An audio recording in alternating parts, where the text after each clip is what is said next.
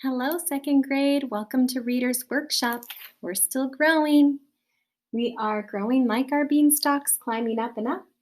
We've learned that we can decide how to read. We can give the book a sneak peek, but a second grade sneak peek, not a first grade sneak peek of just looking at the pictures. The second grade sneak peek, we're reading the back, the blurb, and we are looking at the table of contents. We're going to read more and more and more and more. We started by reading 20 minutes. Now we're trying to read for closer to 25 minutes, trying to push ourselves.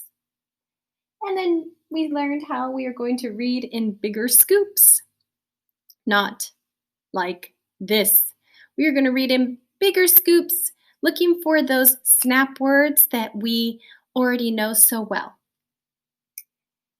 Then something important happened. We learned that we must stop, think, and then retell. That's so important. We have to actually be thinking about what we're reading, not just reading faster and faster and faster and faster. We want to make sure we stop, think, and retell what's happening in the story. Now today, readers, we're going to learn another way to stop, think, and then talk about our reading. So we're going to use Stop and Jots to remember ideas. Okay, so today I was reading our book, Katie Woo Has the Flu. And I was reading and I was scooping up my words, and then I'll show you what happened. When Katie woke up, her mom read her a story. It was about a girl with hair so long she could jump rope with it. So remember, Katie is in bed feeling very, very sick.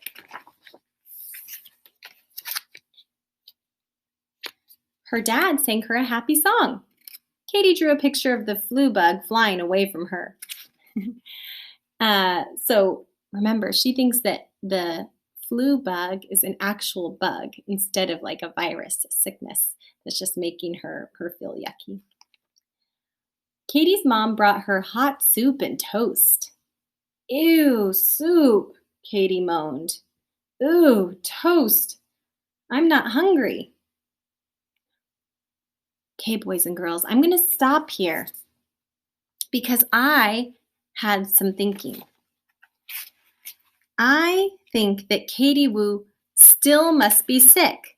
So today, when we do a stop and jot, and you're going to practice this, we can stop and jot and write down any thinking that we have on a sticky note, such as these. And I'm going to write still sick. It's not a huge long sentence, it's just a little thinking. And then I'm going to stick it right here to remind me of my thinking that I had for this part of the book. When you stop and jot, it's important to stop when something important happens or when you have thinking in your head. And it's important that you use sticky notes to mark your thinking. Now, I just wrote a quick sentence. Oh, Katie Woo must still be sick. So I thought this because if soup and toast and food doesn't sound good to her because she said, oh, food, then she must still be sick and not getting better quite yet. Now, there are other ways that we can stop and jot down our thinking and remember our ideas. So readers, you can pause your video if you would like this video, and you may get your Readers Use Think marks. This piece of paper is going to help us with our stop and jots to help us remember our thinking. So when we use our sticky notes, here are some ideas that you can write down on your sticky notes that might help you remember your thinking. So if you come across a funny part in the book, you can write LOL because we know that means laugh out loud. You could write C. I made a connection. That might mean it reminds you of something that happened to you, or it reminds you of another book. So I made a connection. You could do a question mark if maybe you were confused. So on your sticky note, you could draw a question mark. Ooh, or you could draw eyes if you had a really good picture in your mind of what was happening in the story. So that's what the eyes mean. That means you pictured something. A heart if you came across your favorite part of the book. Maybe you're like, oh, I have to stop here because this has been my favorite part so far. You can do a little star if something important happens. So I might, boys and girls, stop, and on my sticky note, I might write a star.